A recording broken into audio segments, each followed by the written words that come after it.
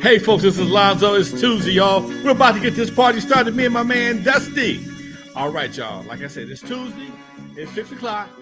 Before we get started, let me do this right here, like I always do. From the West Coast to the East Coast and everything between, folks. From Eve after dark to concerts in the park. You live with your boy Lonzo, the Godfather of West Coast hip hop. We do it like this every Tuesday, most of the time, most of the time. And today we're right on time, folks, right on time. Much love to Dusty. Already in the house. Chat room already fired up. What up, folks? What up, What Dusty? is good? What's good, Lonzo? Man, just getting ready for Saturday. That's all.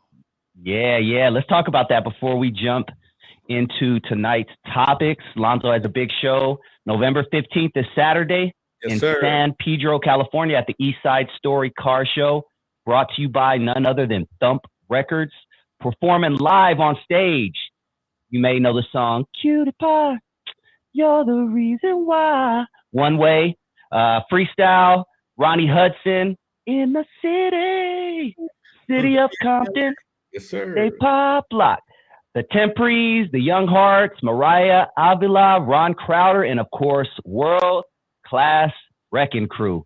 You ready, Lonzo? How you feeling, man? Yeah, man, I stayed ready, Doc. I ain't got to get ready. I stayed ready. I've been waiting for this call for a long time. I was on KPFK this morning, and we were talking about the same thing. I was so glad to see that the 80s is starting to come into play again. And they give a lot of folks who are just kicking it something to do on the weekend, especially those who don't have their nightclub no more, at least not yet. So yeah, Doc, I'm looking forward to rocking the show. I just got the schedule. We going like 7:40 or something like that. Right? We got a good shot. We got a good slot. We come on right before the main headliners. We in the headliners section. We like open up for the headliners. So that's a good party. That's gonna be a great party. Yeah, that's gonna be great, man. Car shows, Lonzo. Did you perform? I know car shows have always been around. Were you performing at car shows back in the 80s? Oh yeah, me and Bill. Okay. All the lowrider car shows with I forgot the guy's new name was Lopez and Bill Walker. We did a ton of shows, man, back in the day. That was what we did, and I'm glad to see us back out there again. Yeah, it's going to be a great time. I will be there. Hopefully, you guys will be in the house as well. San Pedro, California, this Saturday, November 15th. Let's move on, and we're going to talk about that obviously later on in the show to give us some more promotion. But I'd love to talk a little bit before we start about your speech, your show this past Saturday. Tell us what the topic of discussion was. It was kind of the 50th anniversary of the crack epidemic, and my section was how crack affected the music and the streets and the party scene.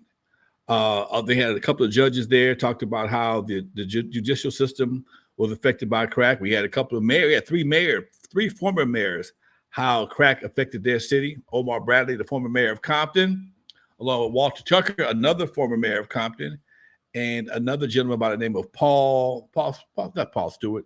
I forgot his last name. But anyway, he was there. And all these brothers, man, unfortunately, all of them end up going to the penitentiary.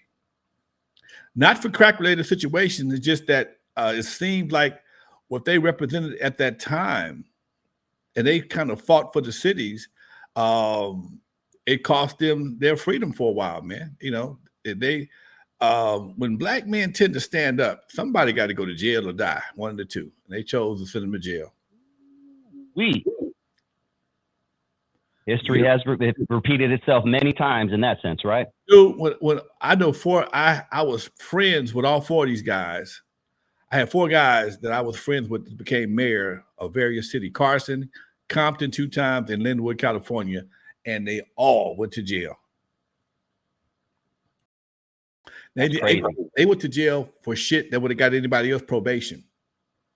Okay? They went to jail for shit that would have got other people probation. And it was, nothing that should have been warranted the sentencing that they got. But again, they were in the way of progress and they had to go. And here's the crazy part. They only got one felony and they can't run for nothing. Meanwhile, our boy got multiple felonies. He gets to run the country. I ain't figured it out yet. You know, speaking of locking people up or unaliving them or making progress for making too many waves, what was the situation like back when MLK and Malcolm X were assassinated? You know, obviously years later, you know, a lot of people suspect that CIA and other government agencies were involved. Was that the talk of the town back in the 60s and all that when it actually happened? With King, yeah, not so much with Malcolm, because Malcolm got killed. It was known he got killed by some brothers.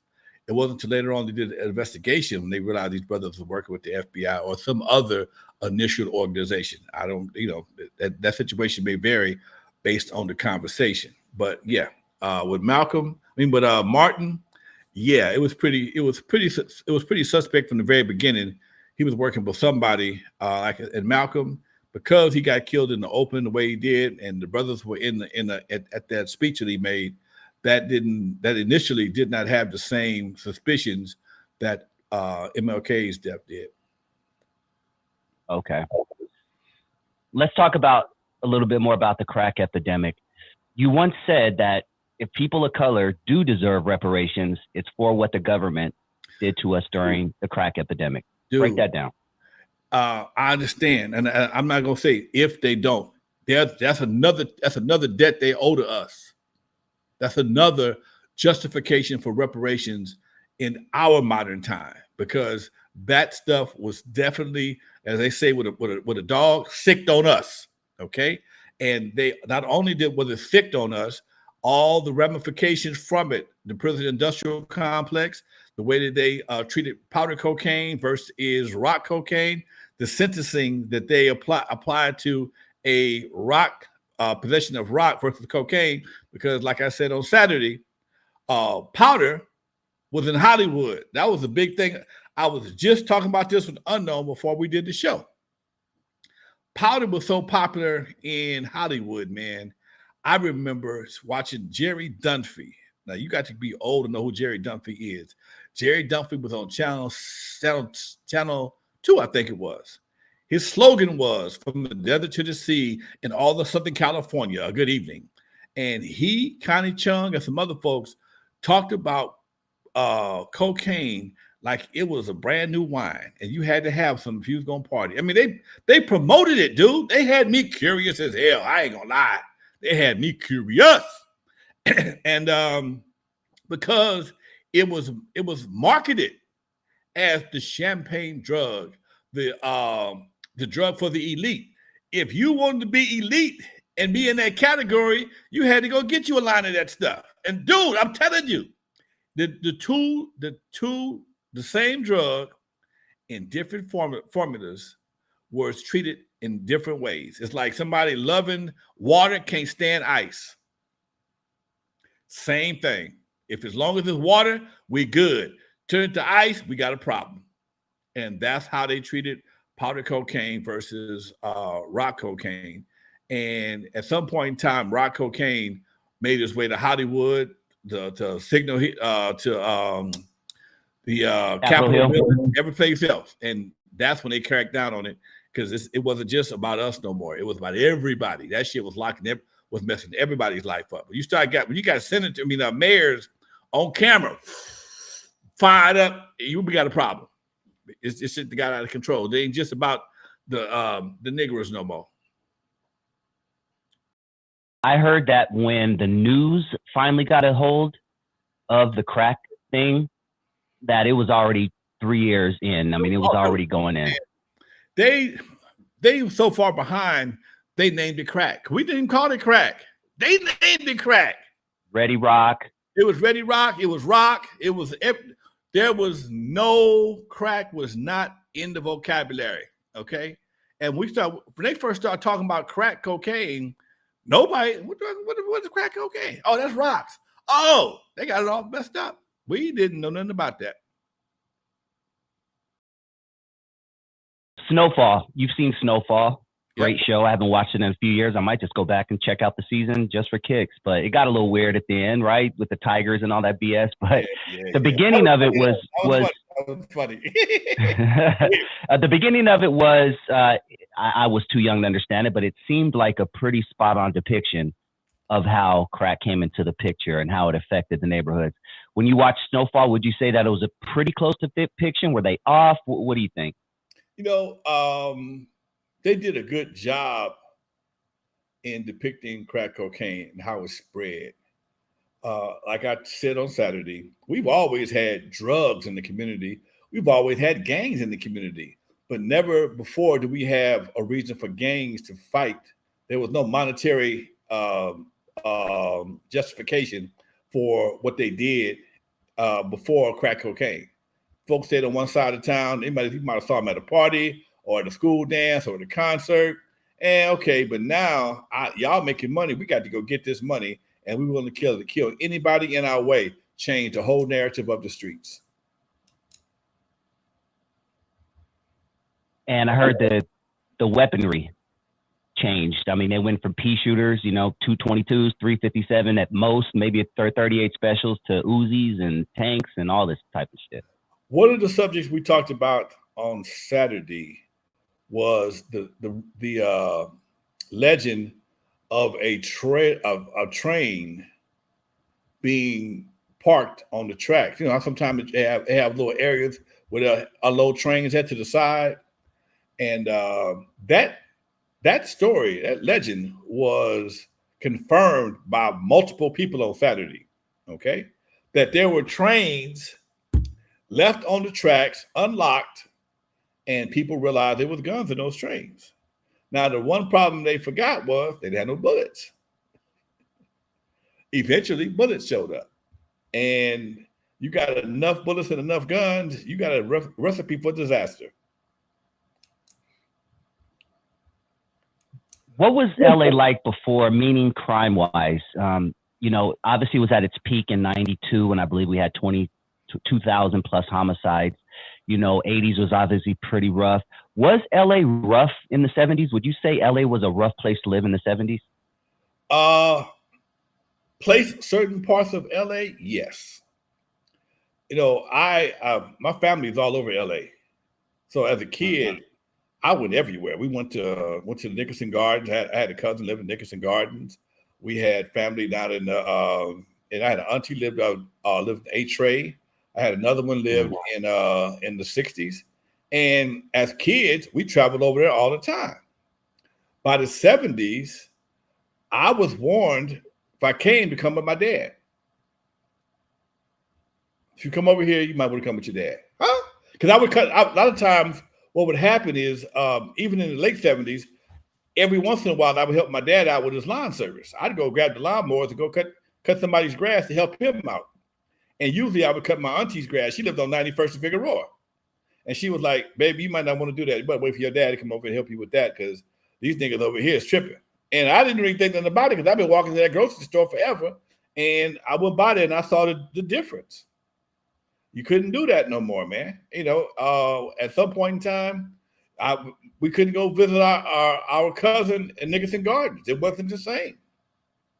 If you wasn't from there, you had a problem. Did your parents or any of the elders, did you ever hear them talk about certain gangs that were in LA before the Crips and Bloods? The businessmen, the Slauson boys. My cousin talked about all that. I had an older cousin. He talked about the businessmen, the Slausons, spook hunters, and why they did what they did. And he was a low rider in the 60s when I was coming up. So he got around, and he later became a cop because he saw that whole era firsthand. And he talked about it. Again, I was never privy to the first-hand conversation. I had to be an ear hustling kid to hear some of these conversations because back then kids weren't allowed to be in grown folks' conversations. And you better not comment. Oh, hell no. That means you was listening. Get your ass out of here.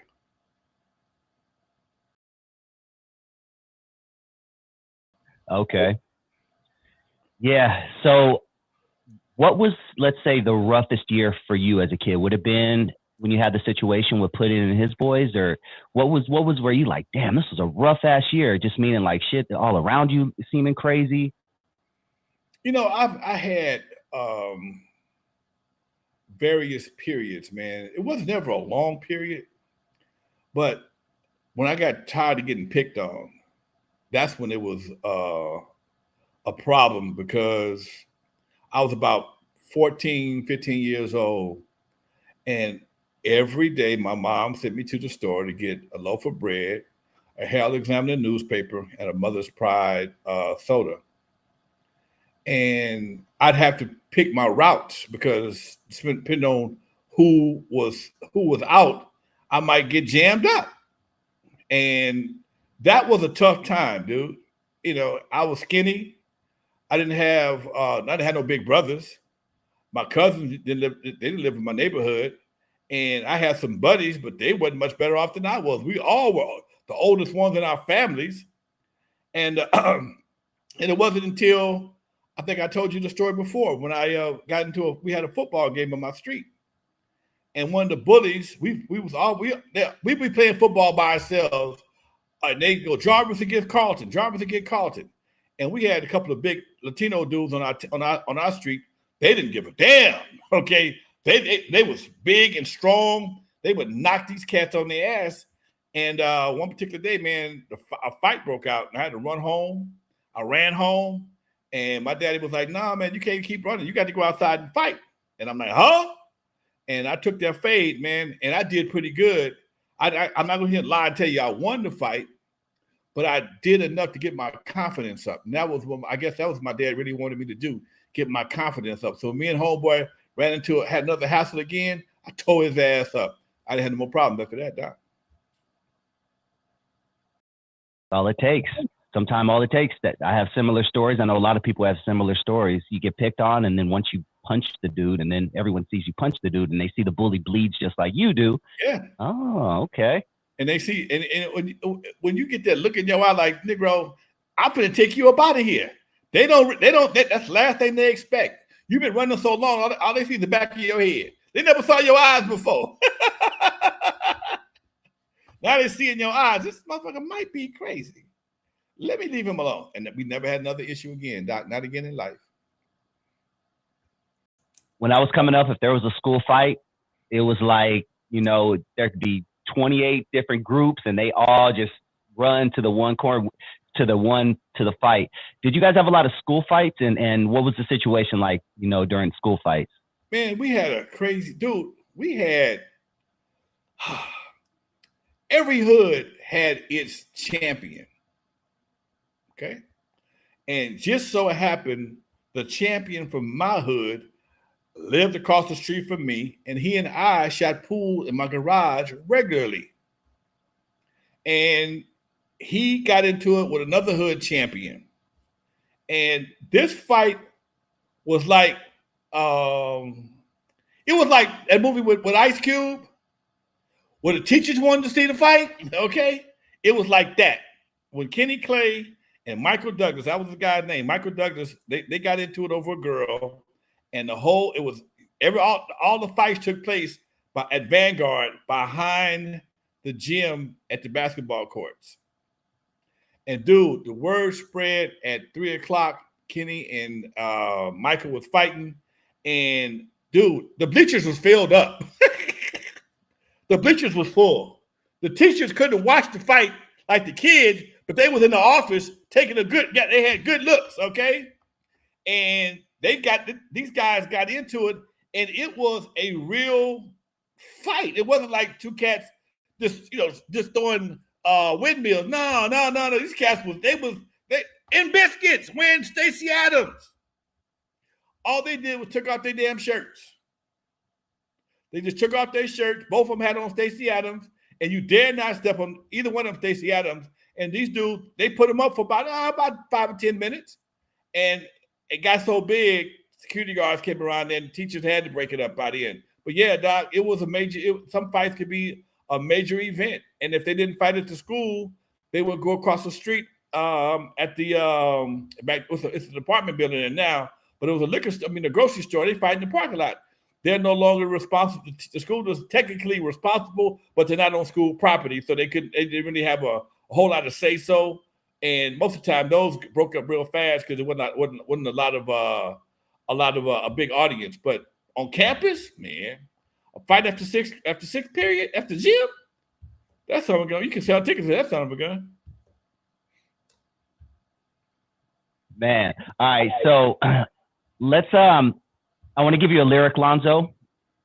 Play that game, the little bit that we do where I give you a lyric from a popular rapper, from a popular song, and I want you to break it down and let me know what your thoughts are when you hear this lyric. It's from the late great Tupac Shakur. Song's called Brenda's Got a Baby. And the lyric that I want you to dissect, Lonzo, is very simple. Just because you live in the ghetto doesn't mean you can't grow. What are your thoughts when you hear that? Man, that is probably one of the prolific lines that ever came out of Tupac's mouth, because people tend to use being from the ghetto, mama being on crack, family having issues as justification for checking out real early in life. That's their excuse. My mama had this. My daddy wasn't there. But yeah, I know that could be a setback, but it's an old saying that a dude told me one time. It ain't what you go through, it's where you stop at. If you stop at your mama being on crack, that's all you remember, that's all you know, you'll never learn anything else. And that's your crutch.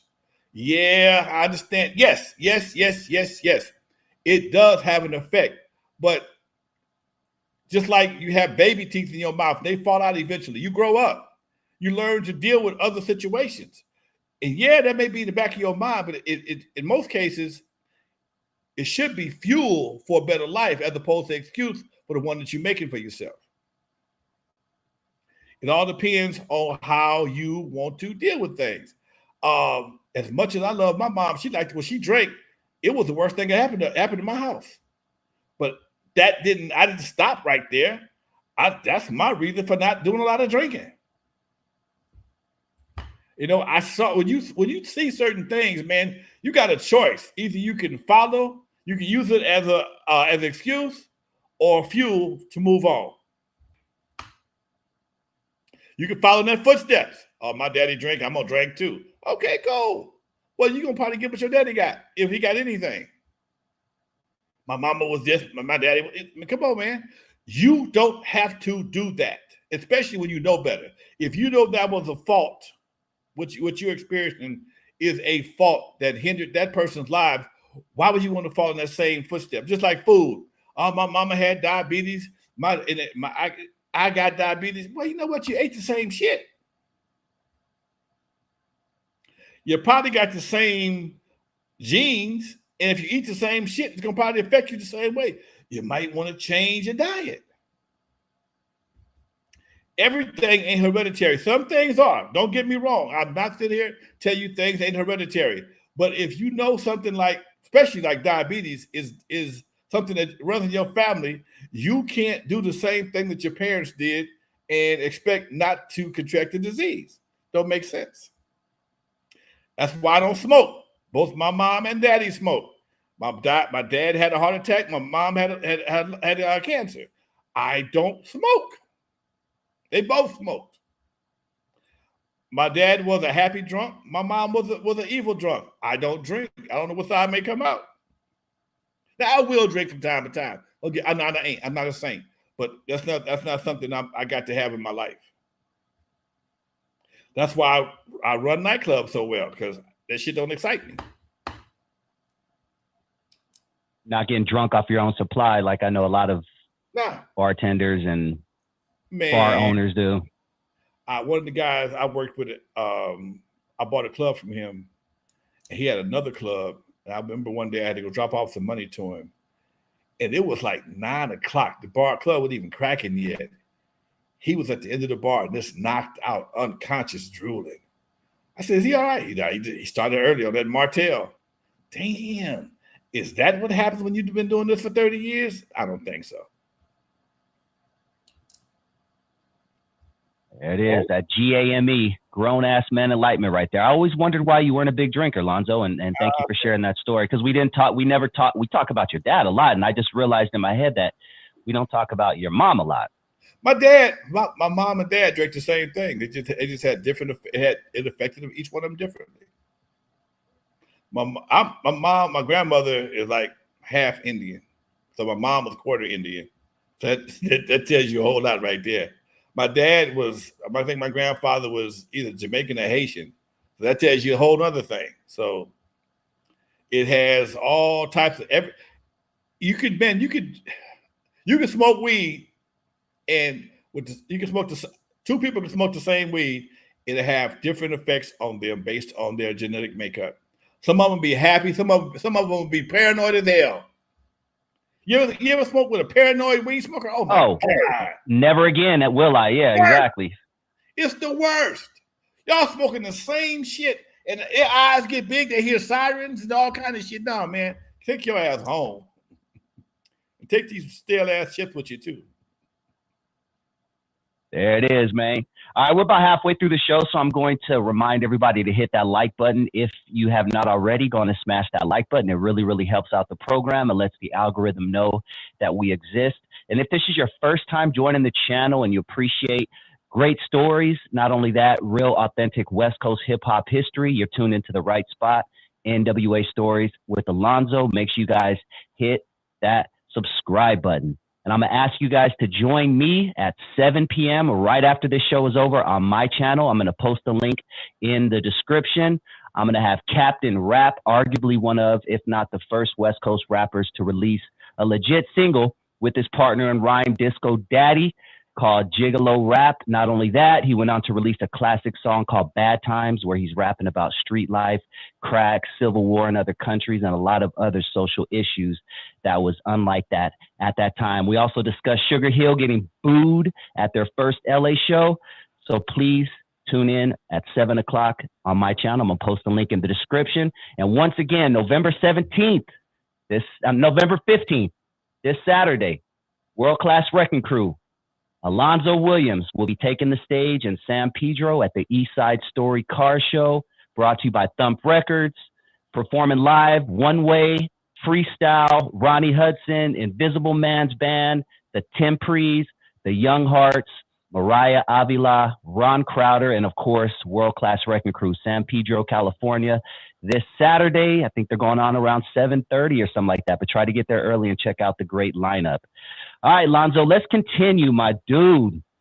Something I've been wanting to discuss with you, but we had a great interview with Mike Klein last week, so I couldn't discuss this specifically with you.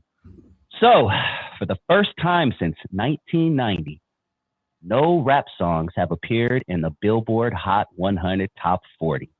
I know you heard that story, and I need your opinion on that, man. You know what, man? I've heard this story before, and I think it's rightfully so, dude. I think it's rightfully so. We have been inundated with so much bullshit over the last few years. And I just think that maybe the charts are just doing some self-cleaning, man. You know, the music that's been made over the last few years has led to a lot of misery, a lot of death. A lot of it's been the fuel for feuds, folks going to penitentiary, and none of the artists, man, seem to have any real lasting ability. You know, these guys pop up, they pop out. You know, labels don't really support them like they used to. I mean, think about this. I mean, you get a deal today, you get a hot record, you sell out, and you get some streams for a while, you go on YouTube, you do whatever you got to do, and you're out of here. The days of building an artist is almost seem like it's almost over with, man. I know there's still some artists that still got action, but most of these guys are so vulnerable when it comes to their careers. It's like some of them feel like they're not successful unless they go to the penitentiary. You get a hit record, you get some tattoos, you hot for a while, you try to stay hot, you might get a little reality show, or you might end up doing some other stuff. Then you catch a case, stay on TMZ for a while. You burn up a bunch of money trying to fight the case. And then you got your hood problems. So you can't really tour the way you like to. You can't go everywhere you want to. When you have problems, when you claiming sets and talking a gang ahead, you just can't go anywhere and get your money. So streams don't pay that much money. If they don't pay much at all. So you're stuck trying to do other things to generate money. And most of y'all don't have acting skills, so you're not converting into acting. You don't have the the appeal, the mass appeal to push a product. A lot of them don't have. A lot of them don't even have language skills, man, to even do a commercial, dude. I mean, come on, man. Sometimes those regional slangs work good in that region. They don't translate well to the rest of the world. You know, Snoop and E40 both had their own little slangs that they've been using for Shizzle My Nizzle, and E40 he got his own dialect, but he also speaks English when it comes down to it. And he knows that's his regional slang, but he has enough sense to invest in his own Earl Stevens wine. Snoop got more endorsements than anybody I could think of, next to Michael Jordan and Magic Johnson. I mean, Shaq. Snoop both everything, but Snoop speaks articulate. The dude is funny. He's likable.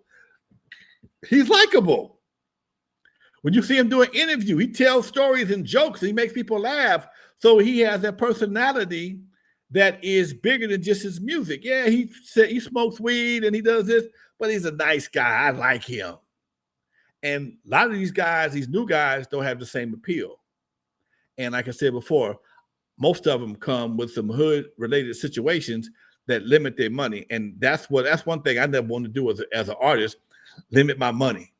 And when you people trying to get behind you and support you in whatever you're trying to do, and you're making it difficult, I'm gonna find somebody else that ain't gonna be that difficult. And being on these charts, you may be hot in your region, but it's not the same as going global or just going national. You may be hot in your region because most of these guys, a lot of the artists make their subject matter geared for their region, their state, their hood, whatever the case may be. It's not a global reach. You're not trying to be Atlas, man. Atlas had the world on his shoulder. Y'all trying to pinch off the neighborhood. That ain't gonna work. You can't eat like that. You can't eat like that.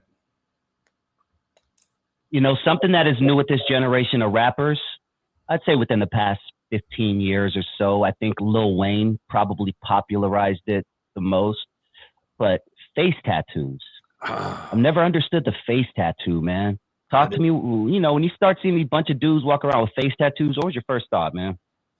Yeah, you're going to re-rap it for the rest of your life. You don't want to work no place where they have human interaction. I never thought that was, I do. Facial tattoos was not something you even saw in the Navy or the Marines.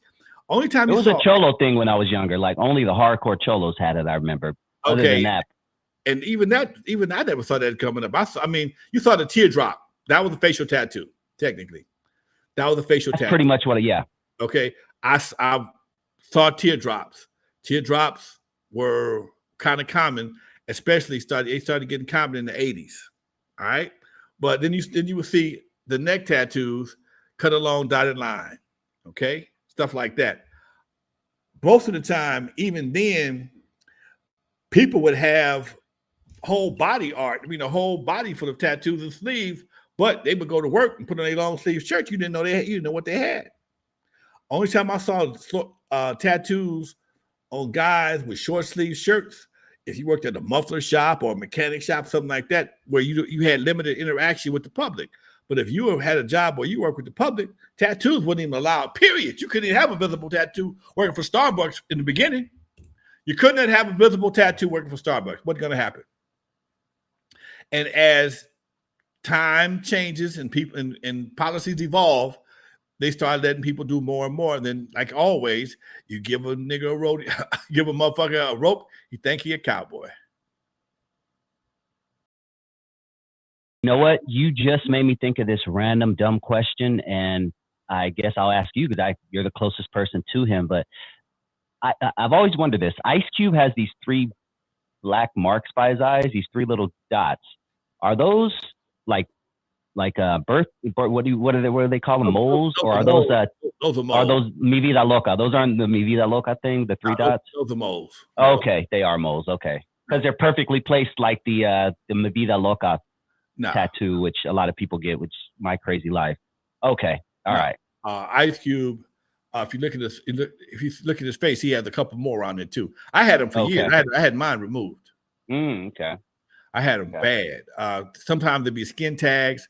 A lot of times, sometimes there'd be moles. And as you get older, they just start to develop. I had some. I just had one recently removed this year.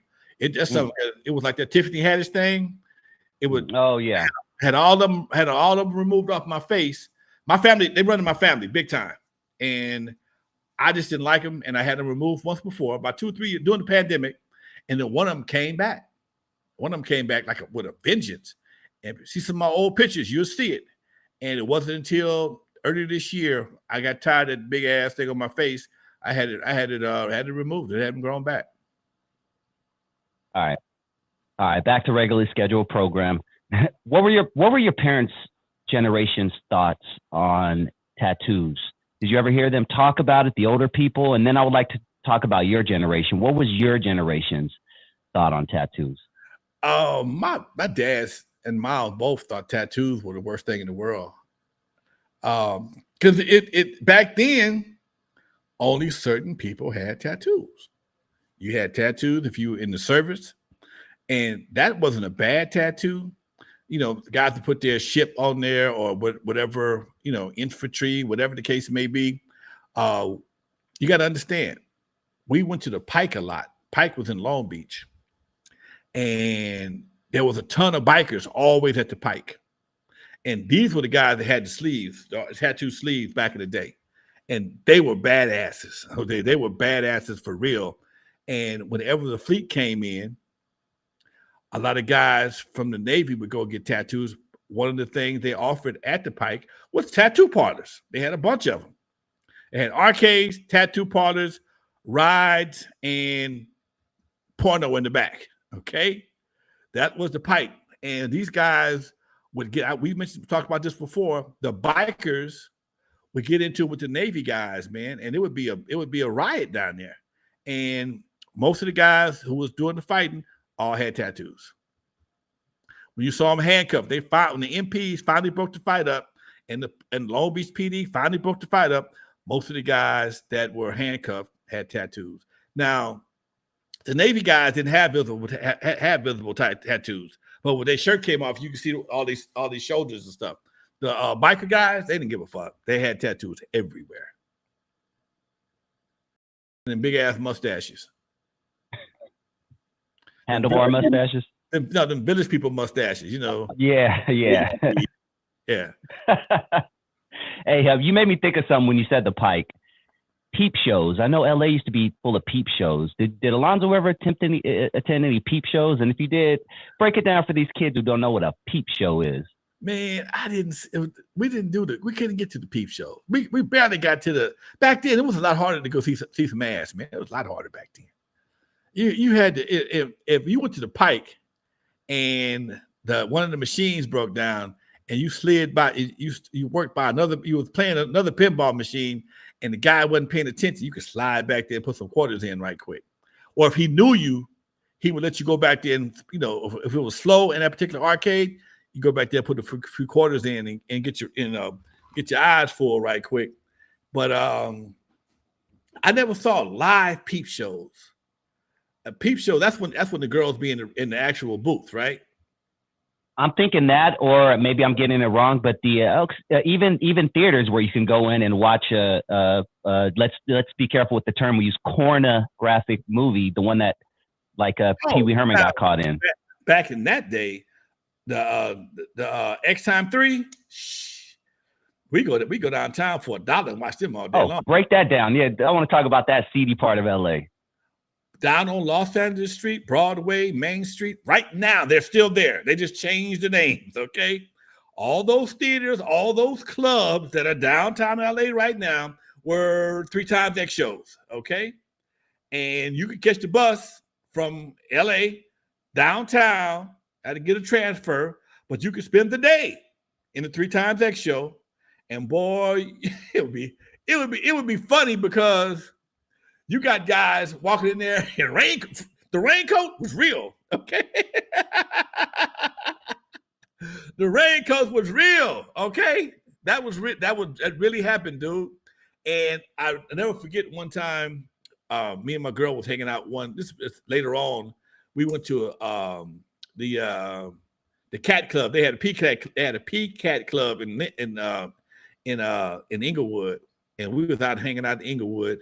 The P-Cat club right now is called the Miracle Theater. Okay, it's on Market Street. The Miracle Theater used to be called the P-Cat Club. P-Cat Theater. Okay, and we walked into we were just hanging out, man. My girl, she was down for everything. We walked into this place, man, and sat down for a minute. I looked around. She was the only woman. I think I'm gonna get you up out of here because if I get mad, they might treat you like you a diamond up in this place. Let me get you up out of here. But yeah, man, it was a different time, dude. It was a different time. It was a different time, man. We did so much stuff, and it didn't cost an arm and a leg to do it. And if you got caught, they just run you off. Hey, man, get out of here. Go. You know, they knew we were boys just trying to see something we never saw before. And it was never a big issue, but they still tried to adhere to the law. They knew we wasn't supposed to be back there, but there wasn't nobody really looking, and they're gonna be but a few minutes. Go on, let them get an eye full, let them make some wishes, and get them up out of here. And it's doing the downtown, they didn't care. As long as you had your dollar, they didn't care. Damn. As long as you had your dollar. And I'm looking at the Miracle Theater right now. Their beautiful website, Lonzo. You would have never known that 50 years ago that there was this. They were showing P-Cat up in there, but it says here's their thing. Located in Inglewood's historic downtown, the Miracle Theater is a cultural event theater that provides a stage for local artists as well as touring acts. Yeah. Big difference from what they were doing back 50 years ago, huh? I think I saw Deep Throat down there. I think I saw Deep Throat that, man. Dang. That just amazes me, man. And then VHS must have been a huge thing, especially to young and good-looking Al Broken Home podcast and a $6.99. Appreciate that. He says, love these discussions, fam. So much history knowledge between the both of you. Man, I love soaking this stuff in, man. Yeah. But damn, that's a different time, man. Different time, huh? It was, we didn't have the phones. We had to go outside and play. All the women look natural. Huh? All the women look natural. Yeah. To sit out, to be forced to stay in the house was a major punishment, man. To be in the house on a summer day, hey, give a damn, it was 100 degrees outside. To be in the house? Dude, come on, man. All we needed was a water hose and a peanut butter and jelly sandwich every once in a while. My mom she wouldn't lock us out the house, but you can't be slamming her screen door all day long because you're going to break it. Because the screen doors and have no durability whatsoever. And as a kid, you always go to push it with your hand thinking it's open, and you push right through that damn screen. You push right through the screen. Now you got a problem. Flies coming in the house. Y'all want to have flies in the house. Flies, man, summertime we had flies everywhere. You don't see flies like you used to. You don't see flies like you used to. That was a big pain in the ass doing it back in the day. Flies everywhere. Then ice cream man show up, dude. We chased the ice cream man for real. Donut man come by. All you needed was, if you had 15, 20 cents, the ice cream man and the donut man was your buddy, man. It was just a different time, dude. It was a different time. Ice cream man, they had a couple of different jingles. I realized that now I heard what those jingles, I heard the origin of those jingles. Man, that was in the Oh, yeah. The watermelon and the yeah, buddy. Yep. I did a whole show on that actually not too long ago. Yeah, the origins of the ice cream truck song, for anyone who doesn't know, is a very interesting one. Yeah. Yep. So, running around all day long, man. It's all day. Your mom didn't know it. You didn't have to come in the house till it got dark. Because you was within 100 yards of the house. You might be in somebody's backyard.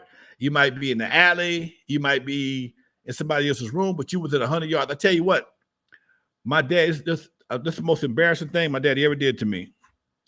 And I think I told you this before. My daddy had a whistle. He had a coach's whistle. And when he wanted to call us to the house, he would blow the whistle. Mine was 1 because I was the oldest. My sister was 2. My brother was 3. And if we all had to come home, he had 4 short whistles. Negro was like being a part of the Doberman game. And everybody knew about these whistles, okay? Man, your daddy, it was a tweet. Hey, man, your daddy looking for you. The daddy looking for you. No, that's, tweet. No, that's looking for my sister. That's how my daddy communicate. Free cell phone, baby. He just come out to the door and he comes on the porch and blow that damn whistle. And you had to listen, tweet. That's my sister. Tweet. That's my brother. Tweet. Oh, we got to go. I got to go. And it would be nothing more. He did this till I was like 15, 16 years old, man. I'm trying to get my mask on, dude. And he tweet. You got to go home. That's cool. Your daddy called it. You got to go home. Oh, man, it was embarrassing. See, I love that time, man. I wish so I love the 90s. Nothing beats the 90s to me. And I'm sure that's how you probably feel about what the 70s or 60s, 70s, would you say? Man. What was your 70s, right? 70s, yeah. Oh, man. The 70s, dude. We had a fish. Everybody came to the neighborhood. The fish man, the milk man, the bread man, the ice cream man. So you had people that would come on Fridays. Friday was usually payday, and the fish man would come down the street. He'd park, and all the moms would walk down to the fish man and buy fish and sometimes chicken and sometimes beef. Ice cream man show up a little bit later, and this on a Friday afternoon, right around before it get dark in the summertime almost. Here come the ice cream man. And then the other ice cream man, the good ice cream man, we had 2 ice cream men. We had the one with the square truck, with the dry ice in it. Then you had the one that fed you from the side that made the banana splits and all the other ones. So you got 2 ice cream trucks. One only sold ice creams on the stick. The other one sold ice creams on the cone. You waited for the cone, man, depending on how your money looked. Different era. Yeah. Let me ask you. Go ahead. All this is going down, and at any given moment, a horse may run down the street with nobody on the back of it.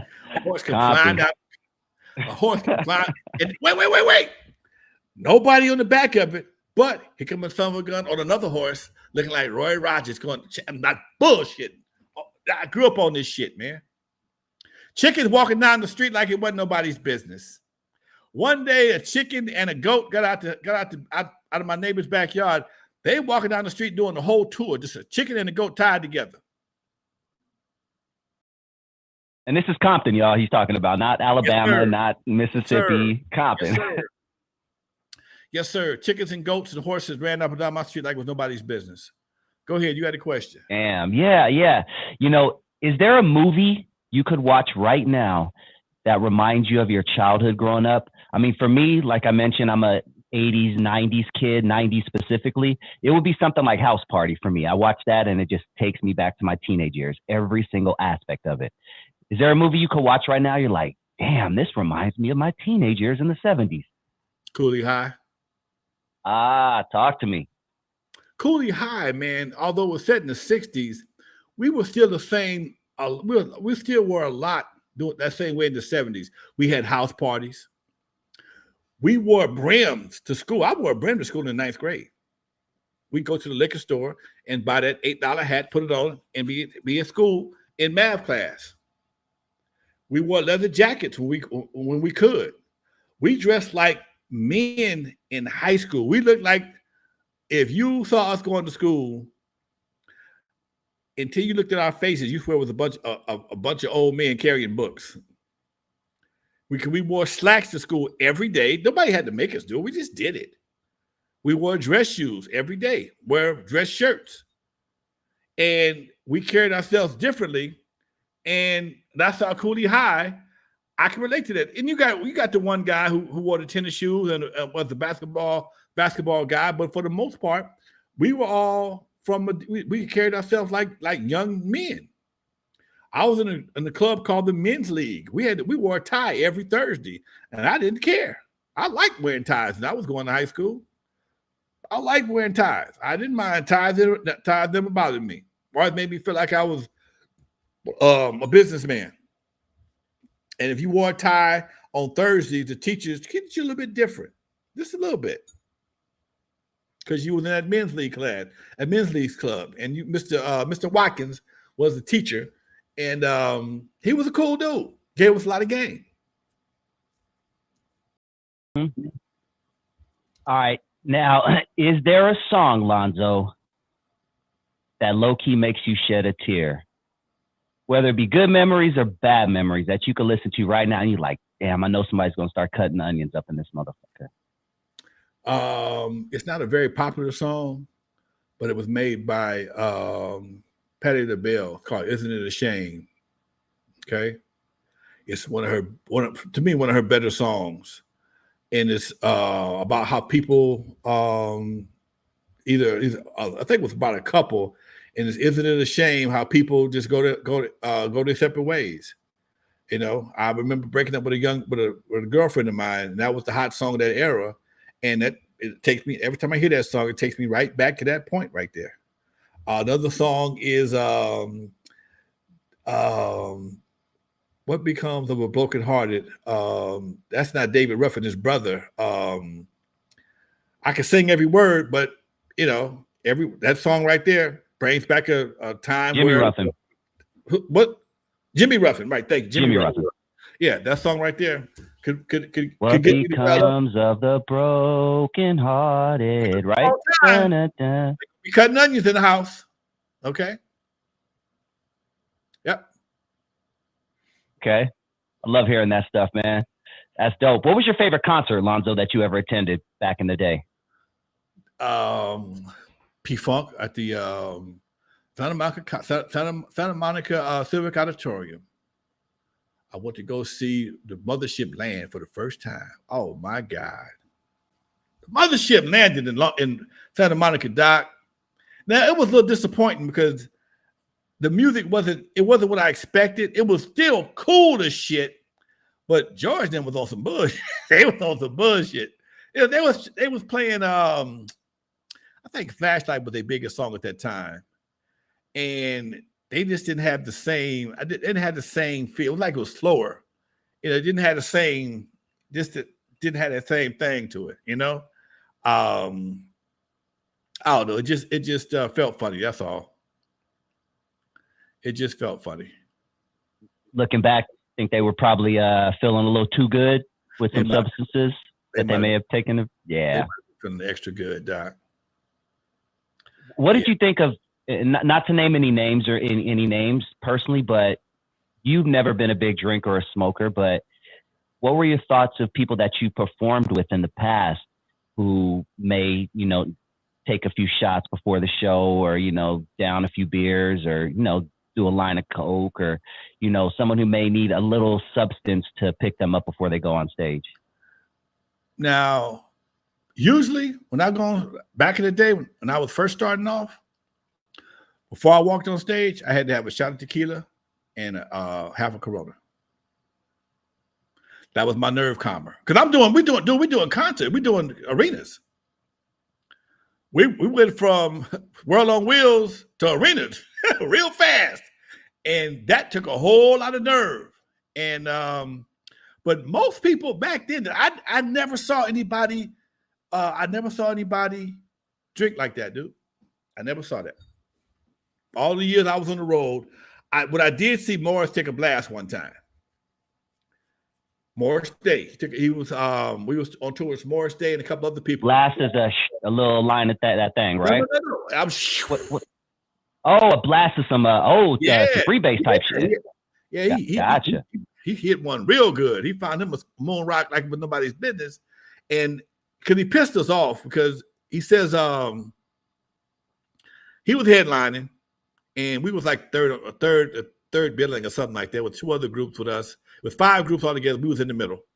And anybody, nobody, if he, what Morris said, nobody can be backstage, or nobody can be backstage. You got to be out in the audience, or you got to stay in your dressing room. Man, fuck you. Are you out of your mind? I can't be backstage, or I got to stay in my dressing room. Who the fuck are you? Okay. And me and Shakespeare stayed in the dressing room for a while because we were all big Morris Day fans. And man, and right, but I think between the oak tree and the bird or something like that, one of them songs, one of them configurations, he walks off stage. And when he walked off stage, there it was. Homeboy was sitting there waiting, had the glass one in the flame. Oh shit. He looked us dead in the face. We was off the tour the next day. Damn. We was off the tour the next day. You know, we got a few more minutes. Broken Home says, Lonzo, how many potential artists' careers have you seen get derailed by drugs and or booze? You know,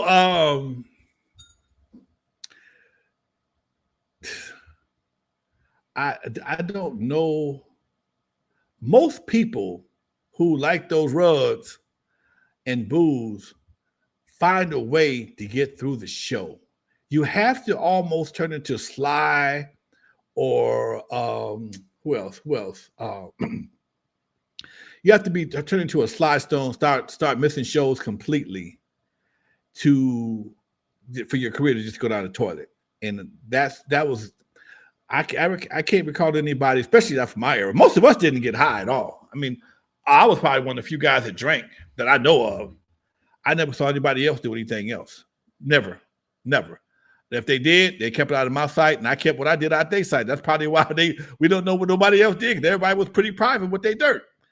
I don't even think drank. That was what I liked about that time. I like that about that time. Now everybody's walking around smoking, eating in public, doing balloons and shit. It's like, what the hell is going on? Dre and them never saw me do nothing. I treated them like they was my kids. They never saw me drink. None of the dirt I ever did, before, during, or after World Class Wreckin Cru that they ever witnessed. Never.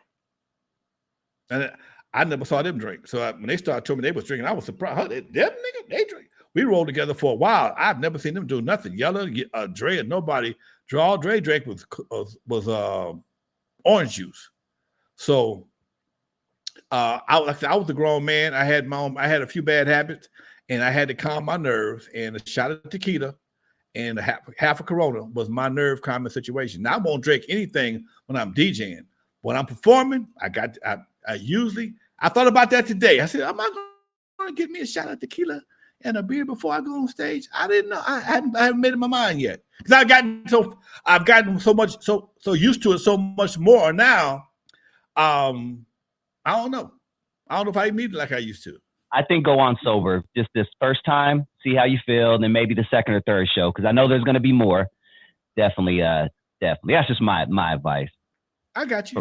Yeah. But once again, November 17th, why do you keep saying 17th? I got something else on the 17th.